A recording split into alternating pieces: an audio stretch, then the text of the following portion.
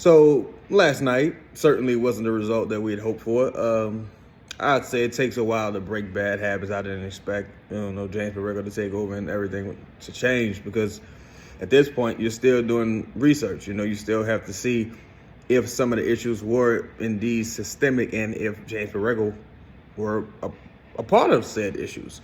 I think the Queen start was interesting. It showed an ability and a willingness to change. Not that he had a ton of options, but I think it was interesting. Personally, I would like to see Queen at the 4 and a more traditional person at the 5, probably Eve Messi.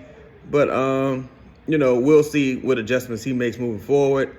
I wish the Pelicans would just stop over-helping defensively. Like, is anyone who just gets into the restricted area, everyone just collapses and tries to help, leaving the shooters wide open.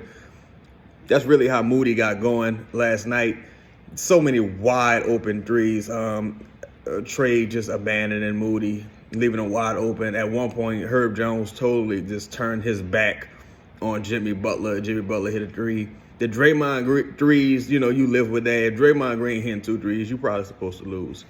So you kind of live with that, but still, it's just it's terrible practice. But like I said, it takes some time to break bad habits. We'll see what the adjustments are from last night to tonight.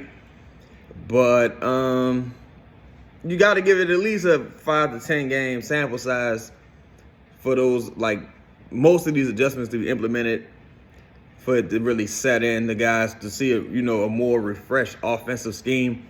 Because in my mind, especially with Zion and Poole being out, the Pelicans don't necessarily have the talent to, they already didn't have much margin for error, but they don't have the offensive talent to keep turning the ball over, keep giving up second chance rebounds.